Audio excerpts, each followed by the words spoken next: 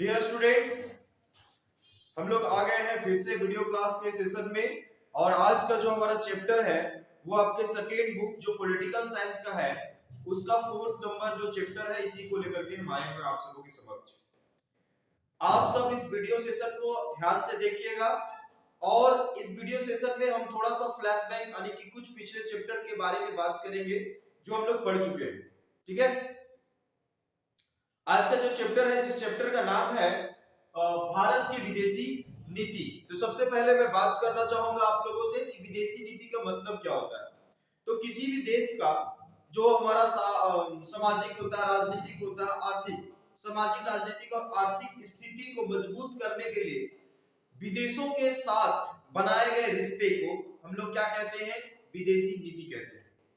और ये विदेशों के साथ ना जो रिश्ता बनता है हमारा सामाजिक, आर्थिक और सांस्कृतिक, ये तीनों ब्रांचेस को स्ट्रॉन्ग करने के लिए जो संबंध बनाते हैं हम लोग किससे, विदेश के साथ में, ये बहुत आसान से बनता नहीं है, इसके पीछे एक बहुत बड़ी कहानी होती है।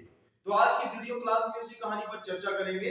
हम आज थोड़ा सा लेकर के चलते हैं आप लोगों के कुछ पिछले चैप्टर जिसको हम लोग पढ़े हुए हैं। ठीक है, जैसे शीत युद्ध का दौर हो गया, ये सब चैप्टर से रिलेटेड थोड़ी बहुत बात करेंगे और उसके बाद हम इस चैप्टर पर बात करेंगे। तो देख पा रहे होंगे आप लोग जैसा कि यहाँ पर हम बात कर रहे हैं सेकेंड वर्ल्ड वॉर का। किसकी बात कर रहे हैं, सेकेंड वर्ल्ड वॉर का बात कर रहे हैं। सेकेंड वर्ल्ड वॉर हुआ कब था, तो 1939 से 45 तक ये वॉर चली थी जी। द्वितीय विश्व युद्ध का बात कर रहे हैं हम, ये हुआ था 1939 से 1945 तक चला था सेकेंड वर्ल्ड वॉर। ठीक है, अब सेकेंड वर्ल्ड वॉर जो हुई उसको खत्म हो गया, जैसे आप लोग जानते होंगे कि जापान के दो जगह हिरोशिमा और नागासाकी में जब बम गिरा उसके बाद सेकेंड वर्ल्ड वॉर खत्म हो गई। ठीक है, और सेकेंड वर्ल्ड वॉर के दौरान जो है वो बहुत ज्यादा हानि भी हुआ था। ये सब चीज हम लोग पढ़ चुके हैं, लेकिन बात करेंगे कि जैसे ही ये सेकेंड वर्ल्ड वॉर खत्म हुआ तो क्या हुई कि शीत युद्ध शुरू हो गई। क्या शुरू हो गई, शीत युद्ध, कोल्ड वॉर शुरू हो गया। और कोल्ड वॉर जब चल रही थी ना तो दुनिया दो गुटों में बट चुका था। एक यूएसए बन गया था जिसको अमेरिका बोलते हैं, ये यूएसएसआर जिसको सोवियत संघ के नाम से भी जानते हैं। अब देखिए ये सेकेंड वर्ल्ड वॉर जो खत्म हुआ ना तो क्या हुआ कि एक संगठन बनाए गए जिसको यूएनओ के नाम से जानते हैं, यूएनओ के नाम से, यूनाइटेड नेशन ऑर्गेनाइजेशन के नाम से 24 अक्टूबर 1945 को एक संगठन बना। इस संगठन को बनाया इसलिए गया था कि अभी अभी सेकेंड वर्ल्ड वॉर हुआ है, इस वर्ल्ड वॉर में बहुत हानि हुई, दुनिया के कई देशों को नुकसान हुआ, जान माल की हानि हुई, इस प्रकार का वॉर फिर ना हो, इससे रिलेटेड समस्याओं, इन प्रकार की समस्याओं को आसानी से बिना वॉर सुलझाने के लिए एक संगठन बनाया गया जिसको यूएनओ नाम दिया गया। इस संगठन की स्थापना कब हुई, तो स्थापना हुई थी 24 अक्टूबर 1945 को, जैसा कि आपके बोर्ड में लिखा हुआ है। अब थोड़ा सा बात करते हैं हम लोग कि जब ये दो शीत युद्ध चल रहा था तो किसके किसके बीच चल रहा था, अमेरिका और सोवियत संघ के बीच। किसके किसके बीच, अमेरिका और सोवियत संघ के बीच ये वर्ल्ड चल रहा था, कोल्ड वॉर, शीत युद्ध। ठीक है, अच्छा जैसे ही 1945 में यूएनओ बना तो हमारा जो भारत था ना उसका आजाद, थोड़ा सा आजादी पाने की रास्ते थोड़ी सी बोल सकते हैं आसान हो गई और हमें 15 अगस्त 1947 को आजादी मिल गई। ये सब चीज हम लोग पिछले कई क्लासेस में पढ़ चुके हैं।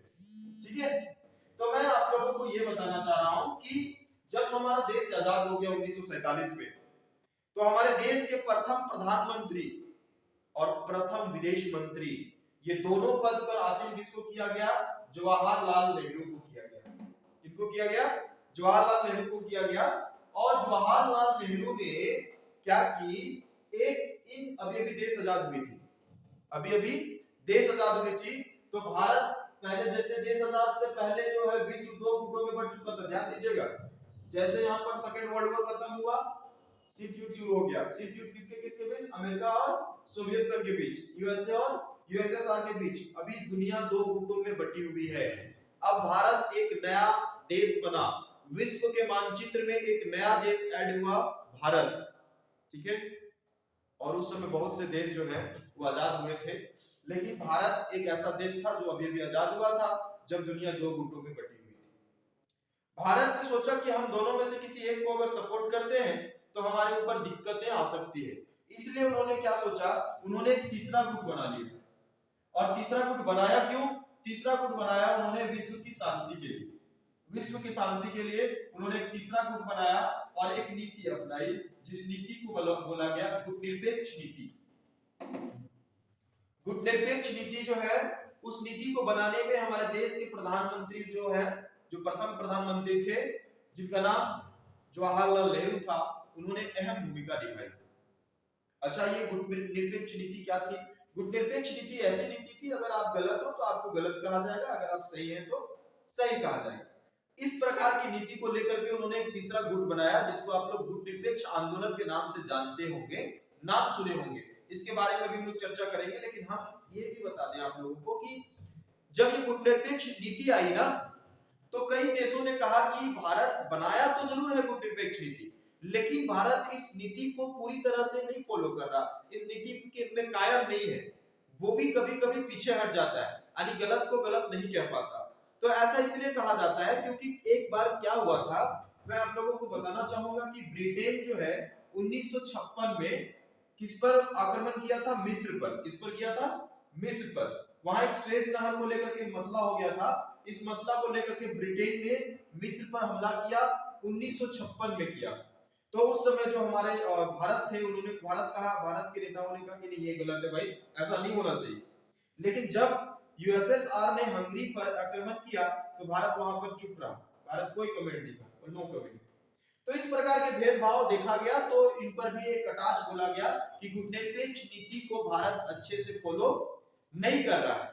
लेकिन देखते हैं अभी क्या हुआ कि गुटनिरपेक्ष नीति लाया गया नेहरू जी के द्वारा, और इसका उद्देश्य क्या था? इसका उद्देश्य था भाई, क्या उद्देश्य था? इसका उद्देश्य था अफ्रो एशियाई एकता में भारत का प्रयास। अफ्रो एशियाई एकता में भारत का प्रयास। अफ्रो एशियाई एकता मतलब क्या होता है? अफ्रो एशियाई मतलब होता है अफ्रीका और एशिया के उन देशों को शामिल करना था इस आंदोलन में, इस नीति में, जो अफ्रीका और एशिया के देश थे, जो हाल फिलहाल नया देश बने थे किसी से आजादी पाकर के। उन्हीं लोगों को क्या करना था? इस नीति में शामिल करनी थी। ठीक है, यहाँ तक बात समझ में आ गई। अब थोड़ा सा हम लोग बात कर लेते हैं इस पॉइंट पर कि जब जवाहरलाल नेहरू बने विदेश मंत्री, तो वो विदेशी नीति को अपनाना चाहे, और विदेशी नीति को जब अपनाना चाहे तो क्या हुआ कि उसके 3 प्रमुख उद्देश्य था। विदेशी नीति अपनाने का 3 प्रमुख उद्देश्य था। क्या क्या उद्देश्य था, इस पर बात कर लेते हैं। पहला उद्देश्य तो ये था कि देश की संप्रभुता को बनाए रखना है। देश अभी आजाद हुआ है, देश अभी इस प्रकार से इसका पावर रखना है कि फिर कोई इस पर दूसरा कब्जा ना कर सके, इसका प्रभुत्व को बना के रखना है। ये पहला उद्देश्य था, इसलिए नेहरू साहब ने विदेश नीति अपनाने की कोशिश की। दूसरा यह था कि क्षेत्रीय अखंडता को बनाए रखना है, भारत को बंटने नहीं देना है भाई। किसी भी तरह की जरूरत हो तो भारत को भारत पूरा करेगा, चाहे जैसे पूरा करे। अगर किसी दूसरे का सहारा लिया तो भारत फिर से बढ़ सकता है। उसको ना प्रांतों में नहीं बांटने हैं, क्षेत्र में नहीं बांटना है। तो इसका भी प्रयास किया गया, ये भी एक मुख्य उद्देश्य था। उसके बाद तेजी से आर्थिक विकास करना है। जब हम अंग्रेज के गुलाम थे, अंग्रेजों ने हमें इस तरह से शोषण किया, हमारा देश गरीब हो गया, और अब हमारी आर्थिक स्थिति को मजबूत करने के लिए सबसे पहले हमें विदेश की नीति अपनानी थी, और ये विदेश नीति अपनाने का एक उद्देश्य भी था। तो ये 3 प्रमुख उद्देश्य पर बात करें, अगर आपको पूछा जाए कि विदेशी नीति के 3 प्रमुख उद्देश्य क्या थे, तो सबसे पहले आप लोग बोलोगे कि देश में प्रभुत्वता जो होती है, देश की पावर को कम नहीं करना है, उसको बना के रखना है। दूसरा है क्षेत्रीय अखंडता को बना के रखना है, और तीसरा है देश की आर्थिक विकास करना, तेजी से आर्थिक विकास करना है देश की। इसका 3 उद्देश्य था।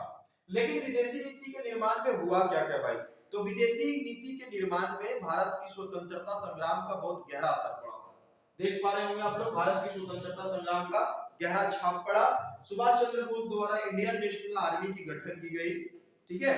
और तीसरा है देश की आंतरिक तथा बाहरी जो परिस्थिति था उसका भी ध्यान रखा गया कि हमारा देश इंटरनली कितना स्ट्रांग है, एक्सटर्नली किस तरह से है, इन सभी चीजों को ध्यान रखा गया।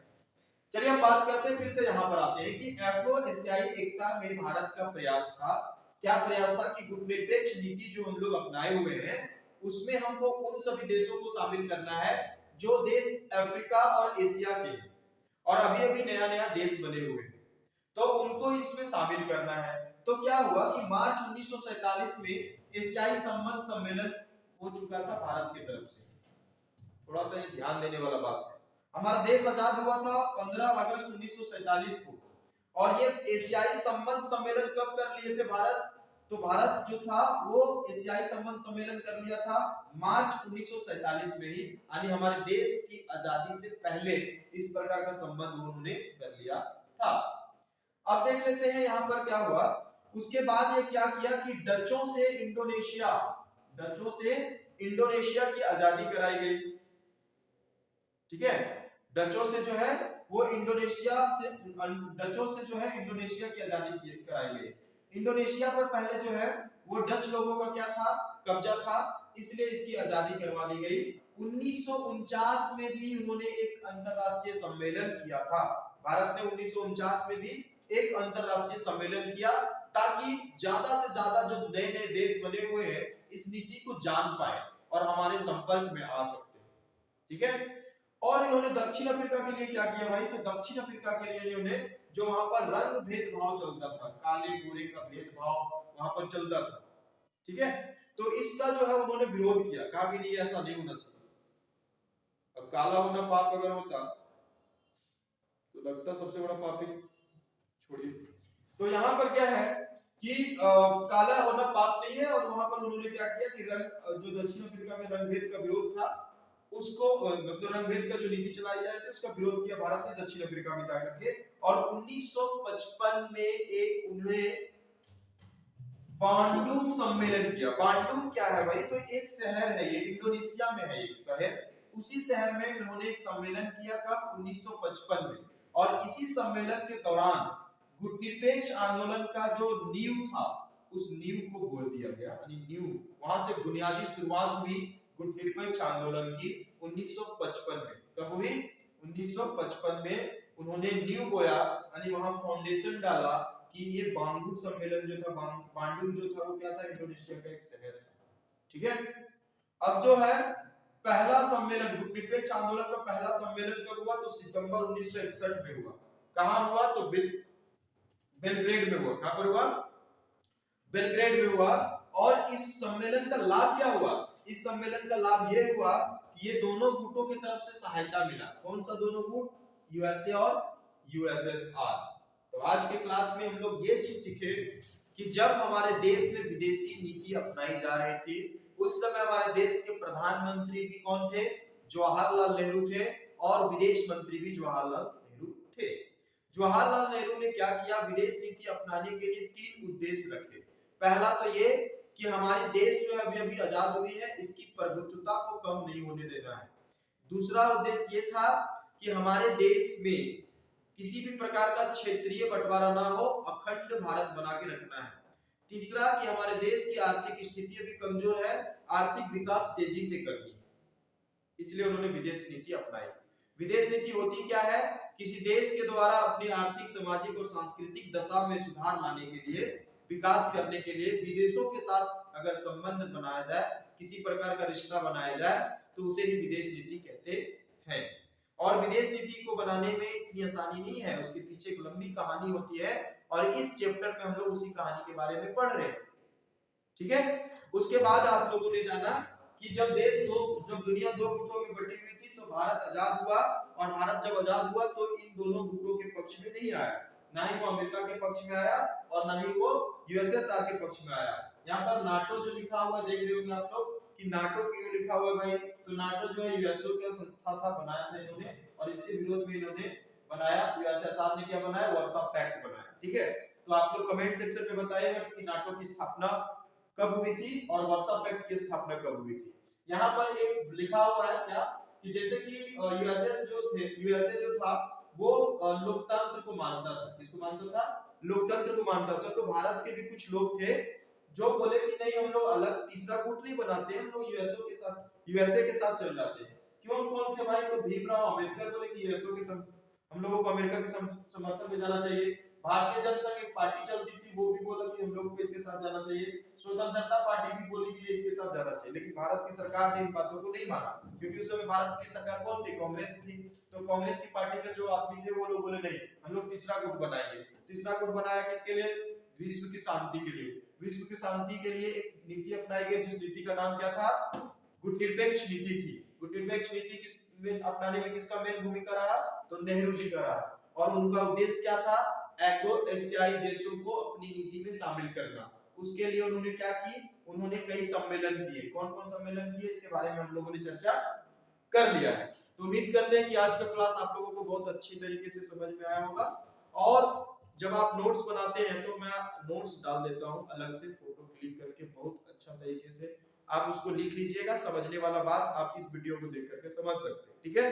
तो चलिए मिलते हैं अगले क्लास में। आप लोग ऐसे ही पढ़ते रहिए और तैयारी करते रहिए। बाकी बात जितने भी डाउट्स होते हैं आप ऑफलाइन हमें पूछ सकते हैं जब हमारे क्लास में आप होते हैं, अन्यथा आप कमेंट सेक्शन में भी अपने सवालों को डाल दीजिएगा जो ऑफलाइन अटेंड नहीं कर पा रहे, ठीक है? चलिए थैंक यू, मिलते हैं आप लोगों से अगले क्लास में फिर इसी तरह से। बस मेहनत करते रहिए, आपकी मेहनत से हमें ताकत